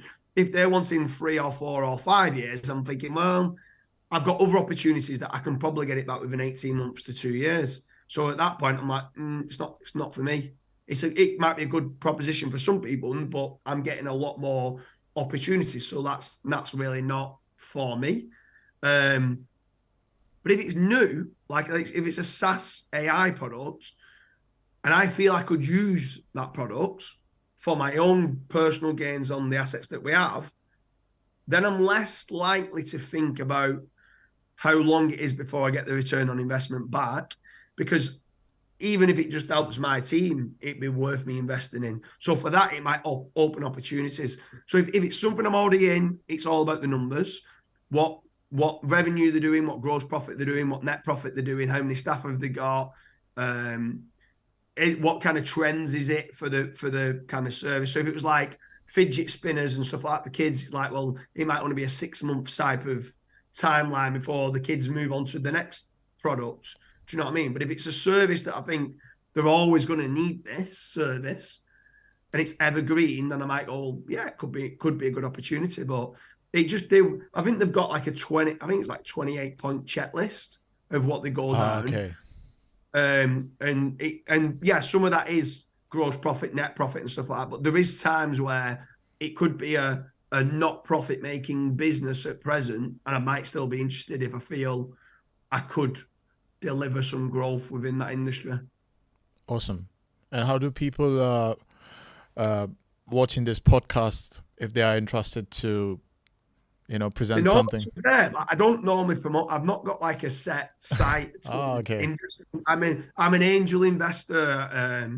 I'm a venture capitalist or whatever it is. Like I don't have a site set up. Where they normally inquire through is on fatrank.com. I've got a page that says like invest in digital assets, And I think on there, I say like, if you've ever got an idea, like get in touch. So what they normally do is if someone's watching this podcast and they want to present me with an idea, go onto fatrank.com and go through to the contact page and just give me your idea. And not only that is a lot of them will respond back to majority of them, as long as it's not ridiculously shocking kind of offer. If it's not for us, I might send a Loom video myself back to him saying, look, apologies, it's not really something I'm looking to invest in at the moment. However, if I did, I would do X, Y, and Z, and I might be able to help him in some ways to say, I feel like your branding's not on point, or I think you should start selling, you're only selling guest posts. I think a lot of people that buy guest posts also buy niche edits, so I think you should offer niche edits as well. Or, do you know what I mean? Something along those lines. Or they've got a decent website, but they're only doing display ads. And I'm like, could you also do lead generation, tenancy? Could you also do affiliate? Could you also, if you're getting loads of traffic, could you rent out your Facebook pixel through to like a big supplier? There's loads of different ways that you can monetize a brand. I might just be able to help them on that front. So yeah, go onto fatrank.com, go onto the contact page and then present me with an idea and I can see whether it's for us to invest into, whether I put money into it or my team into growing it, or two, I can give you some feedback with where I feel you could improve and generate more profits on it. Yeah, and I'll add the link to the description as well, so you can just like go over straight away. 50 inquiries a day. Like, how are you delegating your time? Like, what's the team looking like? I don't deal with that. Some of them could be that they're mainly wanting lead generation for the business, and they're like, I don't really like the rank and rent model. I want you to invest in the company, come in and help us grow our own website, and we'll work together on it and stuff like that. So some of them straight away, it's like, I don't know what profit margins you're making, and I don't know how to track end to end. Have you got a database at the moment? Have you got a sales team? There's like certain questions like that. There's just 2 members of staff that just deal with. We probably generate in total close to 1,000 leads every single day. Is how many leads we're generating across the agency. And how are you delegating your SEO tasks to non-SEO task? What's your strategy? We've just got a team. So on the investment, there's 2 people in the office that understand everything to do with whether it's a good investment or a bad investment. If they both kind of come back to say good investment, it then comes to me. So maybe 1 or 2 out of those 50 might land on my desk to say we both feel that this is a good investment, and at that point then I can look into it and check, because there's one thing that I can't buy, and that's time. So I've got to be I'm very, very, very time conscious. So I've got to make certain that I'm using my time in the best possible way that I can. Staff and stuff like that can do nearly all of the work. So there's a lot of like, if someone tries to hit me up on Skype or anything like that, it's not me, it's members of my team that's speaking to them. They're mainly like the casino affiliates and stuff like that. They all seem to use Skype. And yeah, I've got a very good team around me of middle managers. So I employed a decade ago a load of apprentices. I went down the apprenticeship route because I employed SEO gurus and SEO experts, and they were shocking. And it was hard to teach them because it's hard. I always used the saying, it's hard to teach an old dog new tricks. So it was very, very difficult to get them to change their mentality, exactly what we was talking about before. So I was like, do you know what? I feel like I'm better to get a new starter out of university or college or school that doesn't know anything about SEO, but they're willing to learn and work hard. And that's pretty much, as long as there's all right, I kind of look and go, as long as they're all right educationally, let's say in English and maths, I can train these up. These look like they're going to, from an interview, it looks like they're going to want to work hard and they're willing to learn. And now 6 of those apprentices are all directors now within the company. So the progression that they've done has been incredible. And some of those are like who'll look at my investment opportunities and stuff like that. And then I've got like a team of like middle management, and then underneath them, they'll either have other members of staff or virtual assistants. I try and make certain that every one of my middle managers have got 10 VAs underneath them. that works with them, and then that's how we can scale stuff out. So like, I might present that to 2 of my members of staff. That could actually go out to 20 members of staff, because they might delegate it to some VAs to see their feedback, to feed it back to them, for them to give the feedback, which feeds back to me. Do you know what I mean? So I just know who deals with it from my point of view, and they can delegate it out to whoever they seem fit. So like, I've got one graphic designer and one videographer, but actually on our books, I think there's like 17, but I only speak to one of them. And that one person, I just say, I want an image for this, this, and this. They go off and do it.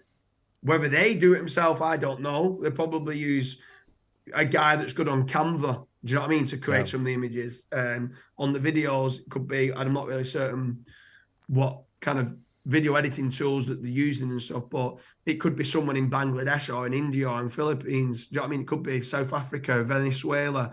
We've got VAs all over the world that work for us, that do a really good job. But I can't be speaking to those on a day-to-day basis because there's just too many of them. So I'll speak to the one graphic designer who will manage all the graphic design team and stuff like that, and speak to one videographer who'll speak to the videographer team, and the script writing team, and the voiceover team, and the editing team, and the YouTube shorts kind of team. And like, there's all like different kind of people that do different roles. I just have to deal with one of them that deals with that situation. I deal with one class, like you've dealt over the years plenty of times with Dan and Elliot. So they do a lot with digital PR, guest posts, niche edits, citations, and all that type of stuff. There's no point. I think there's probably times you probably tried to get hold of me, haven't you? And I'm like, speak to Dan and Elliot, mate. I don't know. Like, I don't really know the ins and outs exactly on the day-to-day of what's needed on what website. I know that they're absolutely amazing at what they do, and they know to the nth degree, because their testing team will tell them as well, okay, we need to start doing more directories and less do follow links, or we need to start doing more do follow links because there's not enough power. And they just get trained up, and the team's well-versed and well-educated. Some of them in the office, well, the majority of them are better than me at what I like in each part of what they do. But they say that's what you should do. You should employ people that are better than you at stuff that you're weak at. And I'm pretty much weak in every element of SEO. Like, but my team, each member of my team are probably, in my opinion, the best in the world at each element. And I'm just the glue between it all that kind of presents my head of content with my technical team that does the internal linking, which goes to my link building team when the site's built and stuff like that, and so on and so on. That I just understand all the moving components of what's needed. And it kind of goes back to when you asked me right at the very start, what did I do before SEO? And I was a project manager. I feel like I'm a project manager now, but I'm just a project manager.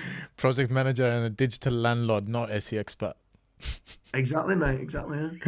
Yeah, I was talking. That's amazing, man. Like I do understand the level you're playing at, but I don't really, because I don't really. In your position in your day to day, and kind of have the direct experience for what you have in, and it's amazing like how various things you kind of having some principles and approaches and kind of mindsets, and there's so much value for the audience who's watching.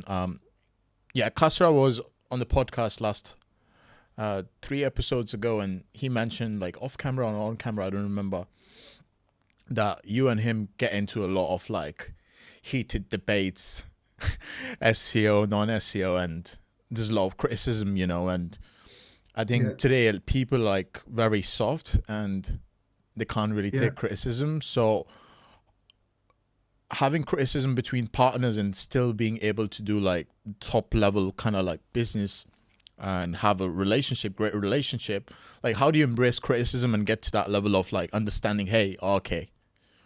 So it's very important. One of the first things that we do when you was asking about partners and stuff like that, or just employees and members of staff and stuff like that, when we first look to take them on, the first month with every single member of staff, right?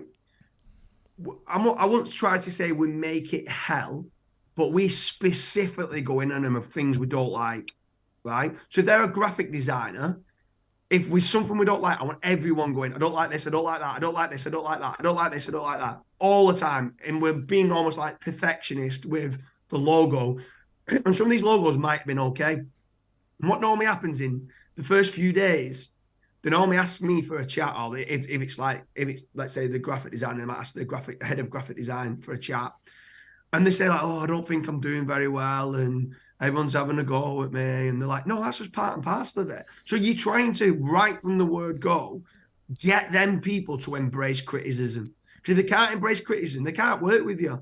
Because if you can't be honest with someone saying that content's a load of garbage because they're going to get upset, well, sorry, I don't want to work with you. If you can't say, I don't like that video, if you don't like it, there's something fundamentally wrong where you can't say something to a member of staff or to a partner. That's rubbish. Of course you can say something if you don't like it. And if you do like it, you praise them and say, that's really good and I like it because of X, Y, and Z. But if you don't like it, you can't just say, I don't like it. You need to give a reason. But if it's a reason, then, and somebody else goes, yeah, I can see where you're coming from. That could be bolder, that, or this could be in green, might work better. They go off and come back with 2 or 3 different designs. And if majority say they prefer this one to that one, or they prefer this one, well, we'll go with majority, because design and content is very subjective as well. So it's not just my opinion. If I prefer this design, doesn't mean it's the nicest looking design. If everybody else says that one's nicer, I'm going to go with that one, even though I think that one's nicer, because design comes down to your own eye and what your own subjective thoughts. Yeah. So with regards to Kasra, I don't know if people know this or not, but Kasra, I met Kasra about, I don't know if it was like 4 years ago or something like that, a meetup in Liverpool. And Kasra was just a web designer. She was just doing web design for a company in Northampton.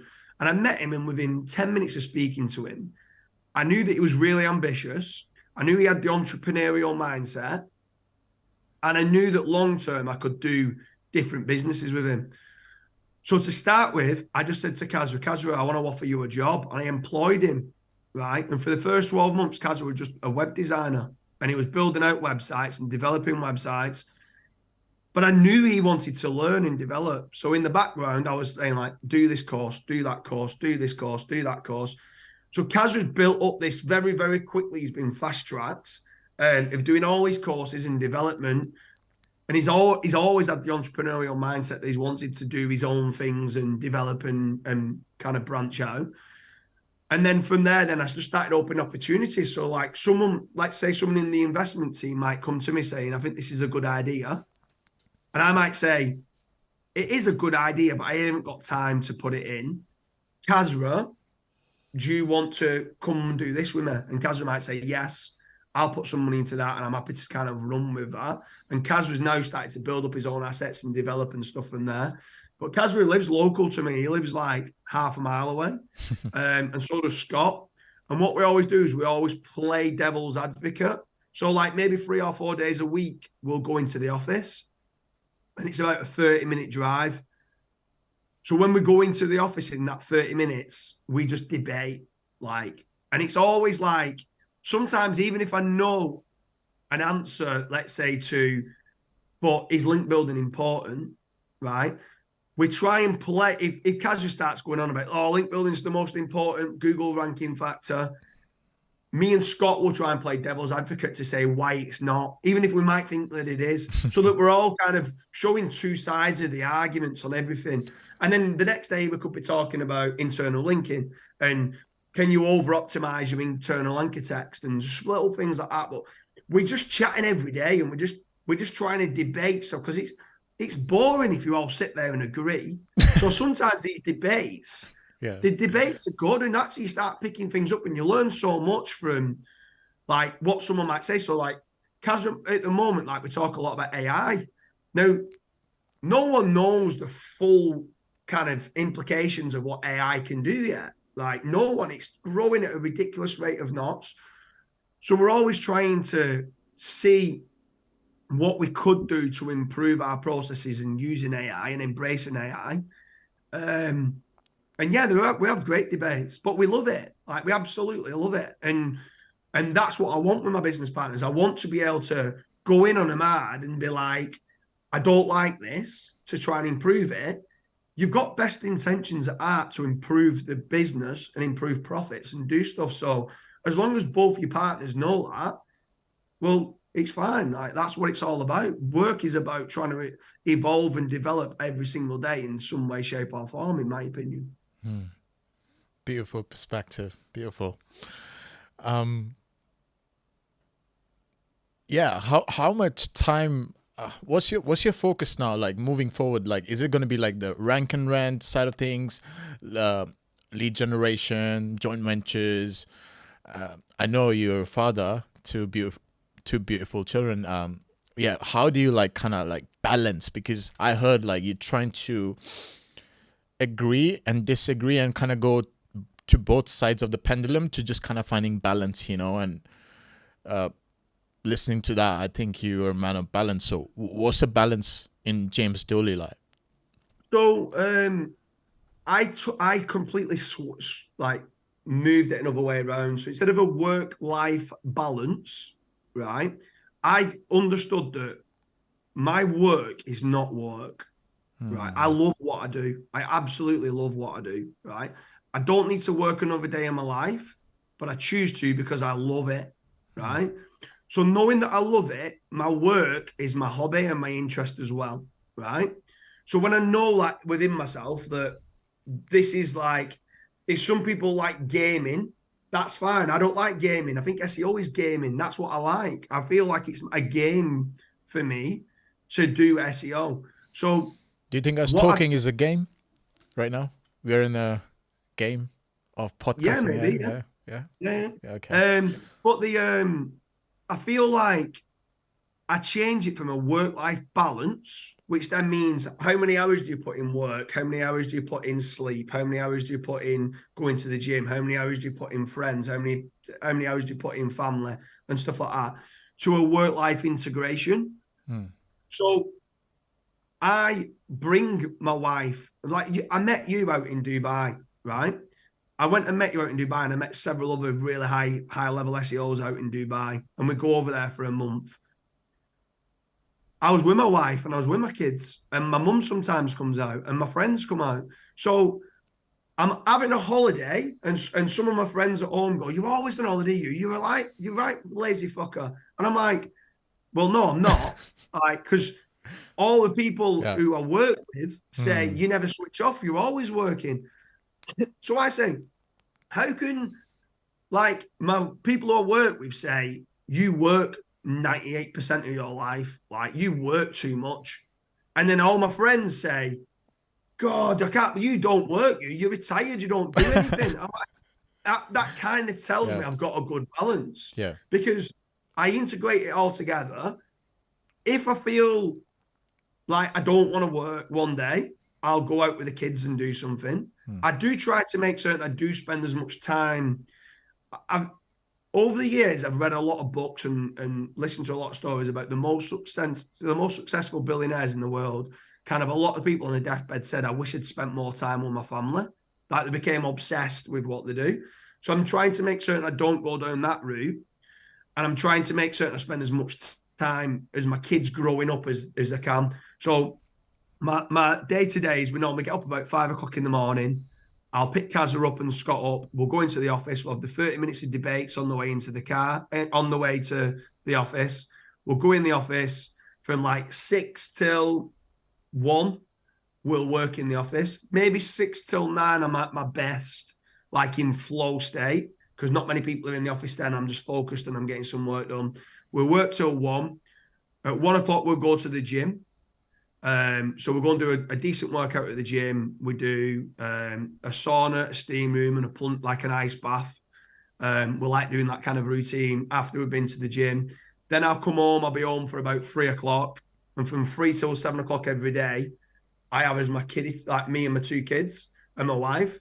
So we'll go to like a soft play centre. We'll go to the park. We'll go on a bike ride. We'll just go and do something that's not in the house. I don't like being in the house. I like being in the house, but I mean, like, I like them going out. I'm not bothered if it's raining, if it's muddy. Just get outside and get some fresh air. So we go out every day. and just go and do things, and explore, go in the woods, go in the forest, go out on the bike. My daughter's learning to ride her bike at the moment. My youngest son's just turned 1, so he's now just starting walking. So we might go on the field and let him run around. And if he falls over, it's only eating like the grass. And I feel like I've got a good balance. I see my family a lot. I see all my friends a lot. I still play football. But I still feel like I work as hard as I need to work. And yeah, I feel like if I'd segmented it, I couldn't have done what I've done. But because I've integrated it all together, my wife, like, she understands it. She sometimes says, for me to get her attention, she'll call herself a featured snippet, and like she comes up with like banter, like stuff like that. So, give me more attention if I said that. I'll talk about backlinks or something like that. But we've got a great relationship, and she understands what I'm all about. She lets me like blossom and do what I want to do, but in return, I've got respect for home life and want to make certain that I want to be the best dad in the world. But I think everybody does. So I want to be the best dad in the world. I want to be successful, but I want to also make certain I've got time for friends and family and experiences. Like you'll see as well, like when you was out, like I have no watch. Yeah. I have no tattoo. I know you've got like a lot of nice tattoos, which is who you are, but I have no watch. I have no tattoos. I have no jewelry. I have no expensive car. I'm no materialist. I'm not materialistic in any way, shape, or form. I'm just all about experiences and memories. That's me. Like it's just my time is the best gift I can give anyone. So I don't buy. I don't know this sounds bad, and stuff like that, but Kerry, my wife's got to love it. Like I don't buy any presents at Christmas. I don't buy any presents at birthdays. I don't want any presents back. But indirectly, I do buy presents because I'll buy. We'll go on holidays and we'll experience things and we'll go out and do things and stuff like that. So that's kind of what I've always been about. I hate materials. I hate gifts. I'm just all about experiences and memories. Wow. Beautiful answer. Thanks for sharing your heartwarming answer. I'm also being very mindful of your time. So we're going to wrap into the last set of questions. And like following up what you said, like, how do you balance between, like, I can see from how you express and your body language and your speech, like there's a level of humbleness in it, like a gratitude. How do you balance like gratitude and hunger for more and building an empire? And like, how do you connect those two? Because one person who's like satisfied, they might think they are in gratitude, but they're not. Like, so it's kind of a slippery slope. But yeah, I'll ask it anyways. I hate anybody that's got an end goal. So someone going to put a price tag on something like, all right, my target is 150 million. And once I get 150 million, I'll be happy. No, you won't. Like, you won't. If you're not happy now, getting to the 150 million, you won't be happy when you hit 150 million. Like, it's all about the journey of getting where you are. And certain people I've known hit targets. So prime example, I had a good friend, and I remember him saying, the minute I get the price tag of the business to 40 million, I'm selling and I'm done, I'm retiring. And within 6 months, and he was one of the healthiest guys I'd ever met. Really happy, had a really happy family, had a kid, had a happy wife, retired, and within 6 months, he killed himself. Now, this guy never suffered from depression, never suffered from anything. And I remember him saying to me one time when I met him that I just feel like I'm in a massive black hole. I'm like, mate, what are you on about? And he's like, I worked all my life to get to this goal. And when I achieved this goal, he said the easiest way of explaining it was I was climbing up the mountain, and I thought on the other side of the mountain would be beautiful countryside and this beautiful life when I climbed down the mountain that way. And when I climbed up to the top of the mountain, it was a cliff edge. And he says, and I've got two choices. I've either got to jump off the cliff edge, but I thought that this was this beautiful life and something else, or I turn back round and walk back down the mountain I just came from. And he thought that this pivotal point in his life would hit this kind of the top and then come back down. And a lot of people that are trekking and do hikes say that sometimes it's not the destination at the top that's the best. It's the climbing up it that's the best. Sometimes at the top, it's you can't see anything. It's loads of fog. It's blazing winds, and it's not that nice at the top. So sometimes it's the journey up that's the better. So in answer to it is, I'm always humble because I don't have any set goals. I don't really have any, oh my God, you're really successful. I don't even see myself as being successful, if I'm being honest. I just enjoy life each day. I enjoy family time and friend time. And a lot of the hunger now seems to come from the people that are around me, having the right partners. They're still maybe in their progression of like, they want exponential growth. And I'm part of their life and I'm part of their businesses and I'm business partners. And I'm not going to slow them down. So I want them to do well and I'll push them on to be better and bigger and more successful financially or whatever. But that's not really my end goal. My end goal is just trying, if I can wake up, like I'm very humble in the fact that if I can wake up every morning, that's an achievement. Every day I wake up is a bonus. If I've got a roof over my head, that's more than a lot of people in the world. And if I've got a tap where I can turn water and cold water can come out and it's clean water, there's people in the world that have to walk 2 kilometers to go and get clean water every single day. Do you know what I mean? So yeah, I've got gratitude. Yes, I am humble because I understand that I'm actually in a fortunate position, even if I had nothing with work, that being where I've been brought up, I've always had a roof over my head and I've always had clean water coming out of the tap. And if I can always kind of stay to that mentality, if I go out and have a steak, I'm not going to compare it to another steak. When I've had a better steak, I'll go, I'm so fortunate that I can eat a steak. Do you know what I mean? Some people can't. Some people are eating rice every single night. So if you kind of compare, I always say comparison is the thief of joy. If you kind of take that out of your life and just have gratitude for everything, even if it's not the nicest steak and they've overcooked it slightly, you still sat there eating a steak on a plate with a knife and fork. Some people have got to eat rice out their hands. Do you know what I mean? So if you kind of compare it to that, you're going, actually, I'm in a good position here. Thanks. Beautiful, man. Coming to the last segment of the podcast. So this is something which we just introduced and it's kind of on the, like, you'll be the first guest to kind of witness it and we'll see how that goes. So it's going to be a rapid fire SEO round and we're going to give you 2 options and you just like answer which is preferable to your personality or your mindset.